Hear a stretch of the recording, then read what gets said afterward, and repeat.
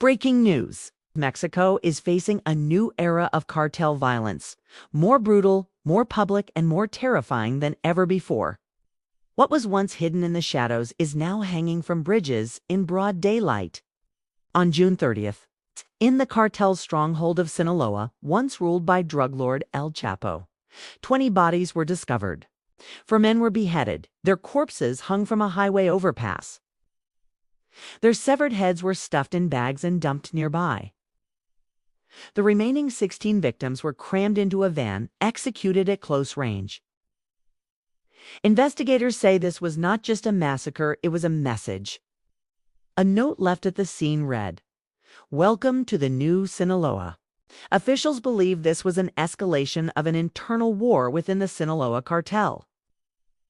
The sons of El Chapo, known as Los Chapotos, are now locked in a bloody power struggle against the breakaway La Mesa faction. At least 34 victims have been identified, many of them young, missing for months. Since September, more than 2,000 people have been murdered or gone missing in connection to this conflict. The violence is no longer hidden, it's displayed like a trophy. The message is clear: no one is safe, and the war is far from over. But the horrors don't end there. In Jalisco, near the town, of authorities discovered what some call an extermination camp. Buried beneath the Isaguirre Ranch were 3 massive crematory ovens, used not for livestock, but for human remains. Over 200 pairs of shoes, children's toys, belts, and skeletal remains were found, evidence of mass murder by the CJNG, the Jalisco New Generation Cartel. They became the latest in a long list. 28 mothers have been killed since 2010 while searching for their missing children.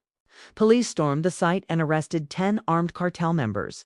2 missing persons were found alive. A third, wrapped in plastic, was dead. Local Mayor Santiago was also arrested for his connection to the site. Activists warned the ranch doubled as a training ground for new killers, luring in victims, then transforming them into executioners. Maria del Carmen Morales and her son, Daniel, both human rights activists, were murdered in April after exposing what was happening at the ranch. Weeks after the ranch raid, 169 black bags filled with dismembered human remains were found near a construction site in Zapopan. Despite arrests and investigations, the CJNG by the elusive Nemesio El Mencho Osega remains one of Mexico's deadliest cartels. This is the new face of the cartel crisis in Mexico, and the world is watching.